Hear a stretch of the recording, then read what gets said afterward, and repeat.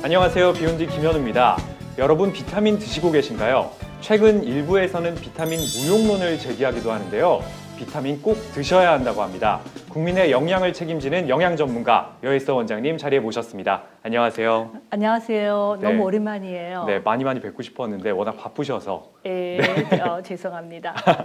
Why 먹어야 할까? 종합 비타민 이 주제로 예. 이야기를 나눌 텐데요. 예. 과거에 비해서 훨씬 더 영양을 섭취하는 수준이 높아졌다고 생각이 드는데 예. 비타민을 먹어야 되나요? 모든 사람이 먹을 필요는 없지만 현대인들은 대부분의 경우 저는 먹어야 된다고 생각을 합니다. 네. 그 이유를 제가 설명을 조금 드릴게요. 네. 화면을 한번 보시죠. 피라미드입니다. 맞아요. 이 삼각형의 피라미드는요. 미국의 하버드 공중보건대학원에서 2008년도에 발표한 건강 음식 피라미드인데요. 우리가 하루를 정말 건강하게 살아가려면 이 피라미드처럼 매일 먹어야 한대요. 이걸 매일 먹어야 매일 된다고요? 이렇게 먹어야 하는데 좀 설명을 드릴게요. 네. 매 끼마다 잡곡밥이나 잡곡빵을 먹고요. 네. 좋은 기름으로 요리를 하려고 노력을 하고 과일과 채소는 충분한 비타민을 섭취하기 위해서는 알록달록하고 화려한 빛깔로 껍질과 이왕이면 씨앗을 포함해서 네. 작은 나물 접시 기준으로 5접시 정도를 먹어야 5 한다고 접시요? 하고요. 대부분 못 드시거든요. 또 견과류 같은 경우는 밥숟가락으로 하나, 두부 같은 경우는 3분의 1모 정도를 먹고요. 네. 또 충분한 단백 섭취를 위해서 껍질 벗긴 닭살코기는 탁구공 크기로 2-3개, 아니면 물 좋은 고등어를 1-2 토막을 먹거나 네. 아니면 김미역, 다시마 같은 해조류나 새우 같은 걸 먹어라. 그리고 충분한 칼슘의 섭취를 위해서 저지방 우유 같은 경우는 하루에 1-2잔 정도를 먹어라 이렇게 권유를 했는데 네. 혹시 매일 이렇게 드세요? 듣기만 해도 스트레스 받습니다. 맞아요. 사실 하버드는 이렇게 권유를 했지만 실제로 이렇게 먹는 사람이 없기 때문에 왼편에 아주 독특한 공고를 하나 써놨어요. 네. 글씨가 작아서 보이는지 모르겠지만 매일 종합 종합 비타민과 비타민제를 먹어라. 예, 매일 종합 비타민제를 먹어라 이렇게 적혀 있거든요. 이 발표가 처음 났을 때 의사들도 굉장히 많이 놀랐지요. 하지만 이제는 우리의 생활 환경이 많이 바뀌었기 때문에 정말 비타민제가 필요하다는 것이 하버드 공중보건대학원의 의견이고요. 네. 저 역시 동의를 합니다. 아하. 네. 비타민을 먹어야 되는 이유가 확 직관적으로 와닿기 시작하는데 예. 조금 더 자세하게 말씀을 해주실 수가 있을까요? 예, 이걸로 부족하다는 얘기시죠? 알겠습니다. 자, 다음 슬라이드 주세요. 우리가 영양제를 먹어야 하는, 비타민제를 먹어야 하는 첫 번째 이유는요. 지금의 사과가 50년 전 사과하고는 다르다는 거예요. 그게 무슨 말씀이시죠? 예, 지금의 사과, 지금의 토마토, 지금의 과일이 50년 전에 비해서 굉장히 영양소가 줄어들었다는 거예요. 벌써 10년 전에 미국 정부나 아니면 영국의 정부에서 이런 발표를 했어요. 50년 전, 그러니까 1940년, 50년대에 비해서 2000년대 초반에 토마토를 예를 들어 보면요. 칼슘이 반 정도 줄었어요. 비타민 A도 반 정도 줄었죠. 심지어는 이 감자 같은 경우에는요. 비타민 A가 100% 줄어들었어요. 아예 없어져 버렸어요. 아예 없어져 버렸어요. 그 이유는 우리가 옛날에는 하나의 열매를 맺기 위해서 1년 동안 그 땅에서 여러 가지 영양소를 다 흡수해서 열매를 맺잖아요. 네. 1년에 한 번 먹습니다. 그렇죠. 지금 어떻게 하나요? 다작을 하죠. 맞아요. 네. 같은 땅에서 굉장히 여러 번 열매가 맺히기 때문에 지금 나오는 그러니까 다작을 하는 그런 열매 안에는 그만큼 영양소가 부족하다는 뜻이에요. 토양에서 영양소를 얻을 수가 없기 때문에 예. 나오는 열매도 다 수준이 떨어지는 거죠. 맞아요. 예를 들면 대량 생산을 하고 비료를 주면서 땅 안에 머물러 있어야 하는 굉장히 많은 미네랄들이 비가 오면 다 쓸려 내려가요. 땅 자체도 굉장히 척박해지고 영양소가 없는 데다가 네. 그 땅에서 굉장히 빠른 속도로 음식물이 자라야 하니까 아하. 지금 먹는 우리 음식이 50년 전과는 영양소가 거의 절반 가까이 떨어졌다는 거죠. 네. 그러니까 이제는 우리가 토마토를 통해서 영양을 충분히 먹으려면 2개나 3개를 먹어야 하죠. 점점 더 많이 먹어야 예, 하는. 사과도 예전에 비해서 2-3개 먹어야 하니까 문제는 칼로리가 너무 많아지는 거죠. 그러네요. 예, 그거 노화 입장에서는 불리한 거고요. 아하. 네. 또 다른 이유가 있을까요? 두 번째 이유는 우리가 너무 오래 살기 때문이에요. 수명이 연장돼서 그렇다는 맞습니다. 말씀이시죠? 수명이 너무 길어졌죠. 어허. 우리가 나이가 들면 특히 40살이 넘어가면 위산의 분비가 줄어들면서 굉장히 중요한 영양소들의 흡수가 낮아져요. 나이가 들면 영양소 흡수율이 낮아진다. 예, 예를 들어서 칼슘을 한번 말씀드릴게요. 네. 칼슘은 원래 굉장히 흡수되기가 어려운 영양소인데요. 그래도 젊었을 때, 사춘기 때는 내가 100을 먹으면 네. 60% 정도가 흡수가 되지요. 아하. 그런데 어른이 되면 100을 먹어도 30%가 흡수가 되죠. 절반이 되네요. 예, 네. 굉장히 많이 줄어드는 데다가 만약에 65세 이상이 되거나 아니면 여성 같은 경우는 폐경이 되면요 20%밖에 흡수가 안 돼요. 왜냐하면 이런 칼슘 흡수를 위해서는 위산이 많이 필요한데 많이 넘어가면 위산의 분비가 줄어들죠. 게다가 자꾸만 속쓰리다고 제산제 같은 거 많이 드시잖아요. 그러면서 이런 중요한 영양소가 많이 줄어들어요. 또 칼슘이 아니라고 해도 혹시 엽산이라고 들어보셨어요? 네. 엽산.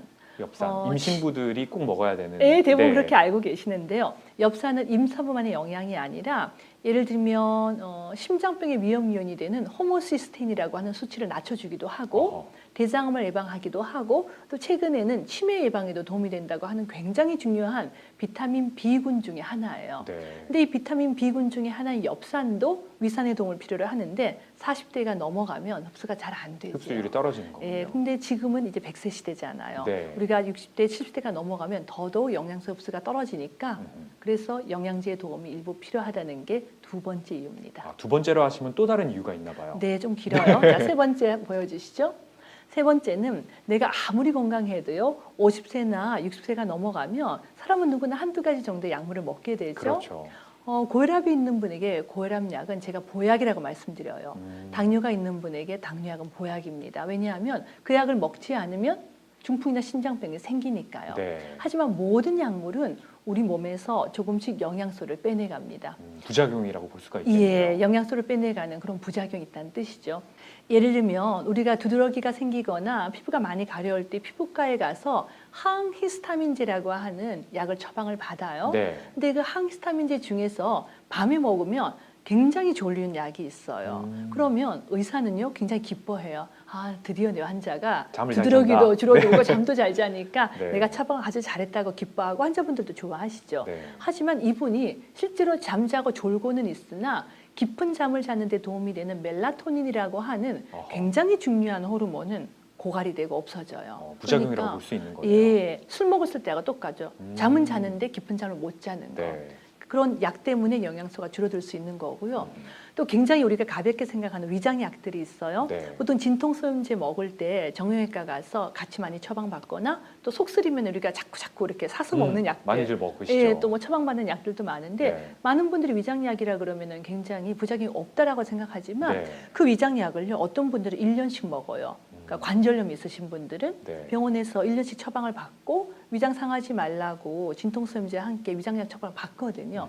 그런데 그런 위장약이 우리 몸에서요 단백질, 비타민 D, 엽산, 그러니까 각종 영양소를 많이 고갈시키고 빼내가기 때문에 정말 많은 영양소 오히려 더 많이 그, 섭취를 네. 해야 되는 거군요. 그래서 약물을 많이 드시는 분들은 영양제 도움이 필요합니다. 네. 최근에 기사를 통해서 봤는데 네. 이 비타민을 먹으면 암 예방 효과도 있다 이런 말을 들은 적이 있어요. 네. 사실인가요? 사실은 조금 조심스럽기는 해요. 네. 최근 나온 논문이고 또 의사들이 굉장히 좋아하고 굉장히 권위 있는 곳에서 나온 논문이긴 한데 저는 개인적으로 종합 비타민제가 암을 예방한다라고 하면 조금 너무 과장된 표현이라고 생각은 하지만 네. 저는 좀 반가운 논문을 최근 본 게 있어서 소개는 해드릴게요. 자마라고 하는 논문인데요. 미국 의학협회지예요. 의사들이 굉장히 좋아하는 논문인데 일반인들이 먹은 게 아니라 14,000여 명의 의사 선생님들이 먹었어요. 14,000여 명이면 표본이 꽤 넓은 거네요. 이게 굉장히 네. 많은 숫자죠. 네. 게다가 모두 의사 선생님들이거든요. 아하. 의사들이 14,000명이 이제 종합 비타민제를 먹었는데 관찰한 기간이 11년간이에요. 기간도 굉장히 굉장히 오랜 길고요. 기간을 네. 관찰을 했더니 그렇게 열심히 매일같이 종합 비타민제를 먹은 분들에게 암의 발생이 한 8% 정도 줄어들었다는 보고가 나왔어요. 연관 관계를 그래도 입증한 논문이네요. 예, 또 의사들이 본인들을 위해서 얼마나 열심히 먹었겠어요. 잘 네. 선택을 했을 것이고. 그래서 사실 관찰 기간이나 14,000명이라고 하는 의사가 먹었다는 게 굉장히 놀라웠고요. 굉장히 정말 의학계를 깜짝 놀라게 했던 그런 논문이에요. 굉장히 그래도 신뢰도 있는 연구이니만큼 예. 참고할 만하겠네요. 맞아요. 정말 비타민제 먹으면 빨리 죽는다라고 주장하는 의사 선생님들 많아서 제가 엄청 속이 상했었는데요. 네. 이 논문이 나와서 저는 조금 기분이 좋았어요. 네. 네. 그 비타민을 먹어야 되는 4가지 이유에 대해서 이유. 말씀을 해주셨는데 네. 그럼 첫 번째로 비타민을 먹는다. 그럼 어떤 것부터 선택을 해야 될까요? 조금 전에 하버드 피라미드에서 보셨겠지만 네. 종합 비타민제를 먹어라 이렇게 적혀 있잖아요. 네. 그 이유는 내가 어떤 한 가지 영양소가 몸에 좋다라고 해서 그 영양소만 먹게 되면 반드시 상호작용이 있는 다른 영양소가 결핍이 되기 마련이에요. 예를 한번 들어볼게요. 네. 칼슘, 뼈에 좋은 영양소죠. 예를 들어 내 아내가 골다공증이 있다고 이야기를 들었어요. 아내를 사랑하는 마음에 집에 가면서 칼슘제를 이만큼 사서 들어가서 네. 아내를 줍니다. 한 달쯤 있는데 아내가 갑자기 눈꺼풀이 달달달달 떨려요. 어허. 마그네슘 결핍이거든요. 네. 우리가 칼슘을 너무 많이 먹으면 상호작용이 있는 마그네슘이 결핍이 되게 마련이죠. 마그네슘 모자라면 눈꺼풀이 달달 떨리거든요. 네. 또 두 번째, 오늘 이제 또 신문 기사를 봤더니 아연, 징크라고 하는 성분이 아이들 키를 크게 한대요. 네. 감기에도 안 걸리게 한대요. 그래서 또 욕심이 나서 약국에 가서 공부하는 우리 아들 감기 걸리지 말고 키도 크라고 아연을 잔뜩 주잖아요. 네. 그러면 아들 몸에서 구리가 쫙 빠져나가서 아하. 머리카락도 빠지고요. 빈혈도 생기고 두통도 생겨요. 아. 그래서 내가 영양제에 대해서 자세히 모르는 상태에서 건강을 위해서 너무 피곤해서 어떤 보조제를 먹고자 할 때는 제일 먼저 여러 가지 영양소가 이상적인 비율로 들어가 있는 종합 비타민제를 제일 먼저 선택하는 것이 좋습니다. 네. 그러면 종합 비타민을 먹을 때 선택을 할 수 있는 기준들이 있을까요? 그걸 가장 궁금해 하시죠. 네. 첫 번째는요. 비타민 A의 함량이 너무 높지 않은 것으로 드셔야 해요. 오히려 낮아야 된다는 소리인가요? 예, 비타민 A는 조금 낮은 게 좋습니다. 왜냐하면 우리가 과량의 비타민 A를 먹게 되면 임산부 같은 경우는 기형아 발생 위험이 조금 올라가죠. 네. 또 흡연자가 특히나 합성 비타민 A가 너무 많은 제제를 먹게 되면 폐에서 나쁜 세포가 좀 생길 수 있다라고 해요. 그래서 이왕이면은 천연 성분이 들어가 있는 게 좋을 것 같고요. 네. 두 번째는 함량이 조금 낮은 거. 그러니까 비타민 A가 적어도 권장량 이상으로 들어가지 않는 것을 선택하시는 것이 좋을 것 같고요. 네. 또 다른 선택 기준이 있나요? 예, 만약에 젊은 분들이나 또 이제 아직 생리를 하고 있는 여성분이면 철분이 있는 종합 비타민을 드셔도 되지만 네. 내가 40살이 넘어간 아니면 폐경이 된 여성분 아니면 담배를 많이 피는 남성분들은 철분이 너무 많은 제제를 먹게 되면 노화를 촉진하고 심장병의 위험이 올라갑니다. 오. 철분이 산소하고 많이 같이 다니죠. 네. 그러면서 유해산소를 많이 만들기 때문에 우리 몸을 공격해서 약간 노화를 촉진할 수 있고요. 특히나 40살 넘어간 특히 담배 피는 남자분이 철분을 너무 많이 먹으면 네. 혈액이 걸쭉해지기 때문이거든요. 아, 네. 그래서 내가 먹는 종합 비타민제 안에 철분이 없거나 아니면 그 함유된 양이 좀 적은 제제를 선택하시는 게 두 번째 종합 비타민제를 선택하는 방법이에요. 네. 두 번째라고 또 말씀하셨으니까 또 다른 네. 기준은 어떤 게 있나요? 예, 세 번째는요. 내가 먹는 종합 비타민제 안에 포함된 비타민 E가 천연인지 아닌지가 굉장히 중요합니다. 사실은 비타민 C 같은 경우는 천연이나 합성이 크게 차이가 없는데요. 네. 비타민 E는 천연과 합성은 완전히 달라요. 오히려 합성 비타민 E를 많이 먹으면 네. 심장병의 위험이 올라가는 것으로 되어 있거든요. 역효과가 오히려 예, 있네요. 맞아요. 그래서 내가 먹는 종합 비타민제 안에 들어있는 비타민 E는 이왕이면 천연인 것을 확인하셔야 됩니다. 천연인 걸 확인하라고 하셨는데 예. 어떻게 확인을 할 수가 있죠? 사실은 저는 요즘 노안이어서 잘 안 보이고요. 예, 보이시는 분들은 이렇게 표기상을 보면 네. D 알파, 네. 그러니까 D라고 하는 알파벳 숫자가 D가 있고 그리고 비타민 E 이렇게 있는 건 천연이에요. 어허. 근데 D, L 이렇게 적혀 있는 건 합성이에요.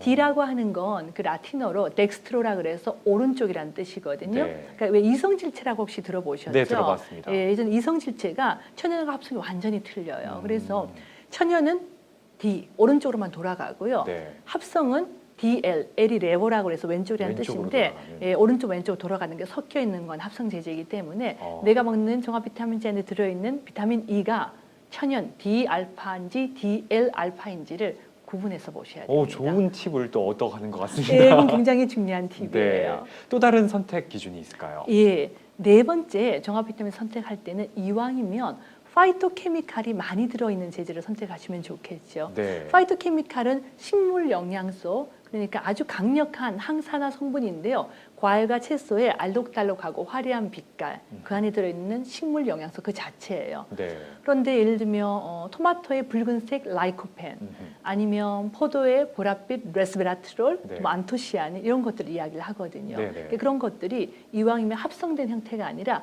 천연으로 천연으로. 들어가 있는 파이토케미칼, 식물 영양소가 다양하게 들어가 있는 제재를 선택하시면 더 좋겠죠. 종합 비타민을 고르는 선택 기준에 대해서 네 가지를 또 말씀을 해주셨는데 예. 많은 분들 비타민을 먹을 때 이걸 예. 언제 먹어야 되는지 보관은 어떻게 해야 되는지 뭐 이런 것들 궁금하신 게 굉장히 많이 많거든요. 궁금해하죠. 네. 종합 비타민제는 이왕이면 식사 직후에 드시는 것이 가장 좋아요. 왜냐하면 종합 비타민제 안에 들어있는 많은 성분들이 위산의 도움을 필요로 하기 때문에 식사를 해야지 우리 몸에서 위산이 나오거든요. 네. 하지만 미식도 역류가 있어서 속이 잘 쓰린 분은 밥 많이 먹고 또 물 마시면서 비타민제 먹으면 위산이 올라오면서 쓰리다는 분이 있으니까 속이 잘 쓰리시는 분들은 식사하고 나서 한 10분이나 15분 정도 이제 굉장히 배부른 게 내려간 다음에 드시면 돼요. 하지만 30분이 지나가면 아무래도 위산이 조금 줄어드니까 흡수가 줄어듭니다. 네. 식사 직후부터 한 15분, 20분 사이에 드시면 좋겠어요. 네, 그렇군요. 네. 보관 같은 경우에는 어떻게 실온에 그냥 보관을 하면 되는 건가요? 네, 많은 분들이 영양제를 냉장고에 넣어야 하냐고 물어보시는데 네. 서늘하고 그늘진 실온에 보관하시면 돼요. 다만